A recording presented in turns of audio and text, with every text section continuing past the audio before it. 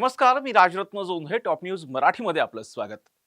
रमजानचा पवित्र महिना सुरू असतानाच पुण्यात काही मुस्लिम तरुणांसोबत मॉब लिंचिंगचा प्रयत्न झाल्याचा आरोप करण्यात आलाय.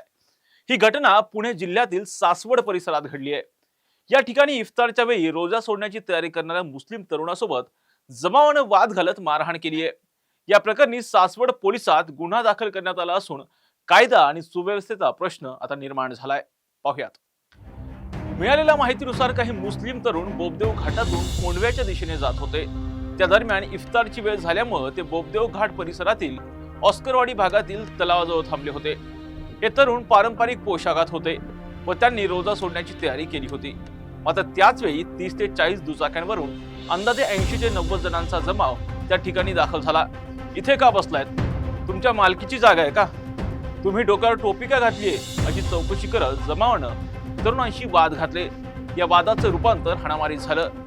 जमावाकडून काठ्या आणि कोयत्यासारख्या धारदार शस्त्रानं हल्ला करण्यात आला, ज्यामध्ये 5 ते 6 तरुण जखमी झाले. या प्रकरणी सासवड पोलीस ठाण्यात गुन्हा दाखल करण्यात आलाय. पोलिसांनी भारतीय न्याय संहितेच्या विविध कलमांखाली गुन्हा दाखल केलाय. तसेच 10 ते 15 जणांना ताब्यातही घेतलंय. ठीक आहे, त्यातले काय आरोपी आम्ही निष्पन्न केले त्याच्यामध्ये आहेत, त्यांना आम्ही आरोपी दाखल करतो याच्यामध्ये. त्याचबरोबर जे जखमी आहेत त्या जखमींचं स्टेटमेंट घेऊन त्याप्रमाणे जे सेक्शन लागतील त्याप्रमाणे सेक्शन ऍड करण्यात येतील त्याच्यामध्ये. आणि कोणाचीही गैर केली जाणार नाही.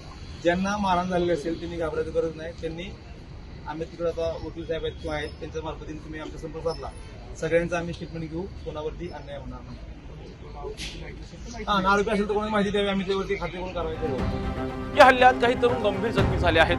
त्यांच्यावर सध्या उपचार सुरू असून त्यांची प्रकृती पाहता या प्रकरणात गंभीर कलमांतर्गत गुन्हे दाखल करावेत अशी मागणी ॲडव्होकेट तौसिफ शेख यांनी केली आहे. आपल्या या सुसंस्कृत पुण्यामध्ये काल सासवड या ठिकाणी जी काही घटना घडली, कष्टकरी काही मुस्लिम युवक सासवडवरून त्यांच्या घरी जाताना कोंडव्या या ठिकाणी जात असताना 6:45च्या दरम्यान इफ्तारचा रोजा सोडायचा वेळ झाली असल्यामुळे ते कष्टकरी मुलं रस्त्याच्या बाजूला जाऊन रोजा सोडत होते.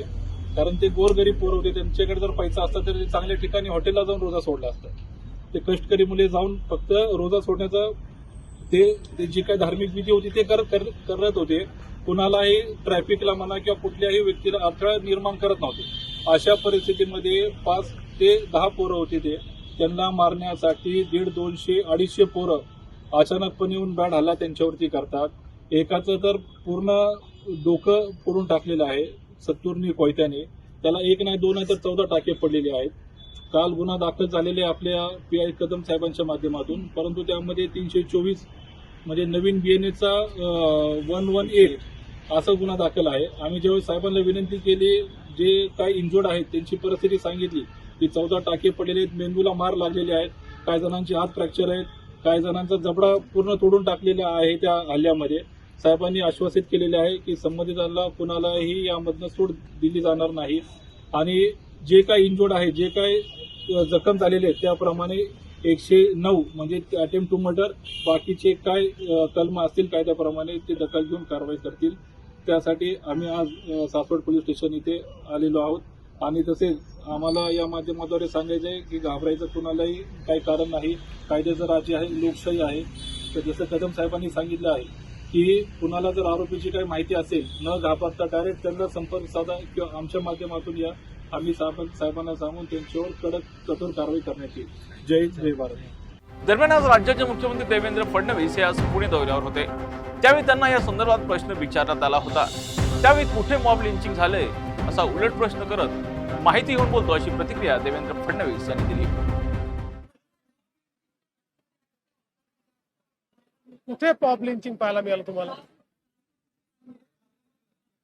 मी माहिती घेऊन बोलेल, माझ्याकडे माहिती नाही. सासवडच्या गंभीर प्रकरणाच्या तपासासाठी पोलिसांनी पथकं तयार केली आहेत. जखमींनी न घाबरता पोलिसात जबाब द्यावेत. आम्ही सर्व आरोपींवर गुन्हे दाखल करू असं आश्वासन पोलिसांकडून देण्यात आलंय.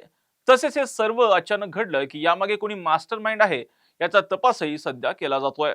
अशाच महत्त्वपूर्ण बातम्यांसाठी तुम्ही पाहत राहा टॉप न्यूज मराठी. आपला महाराष्ट्र, आपली बातमी.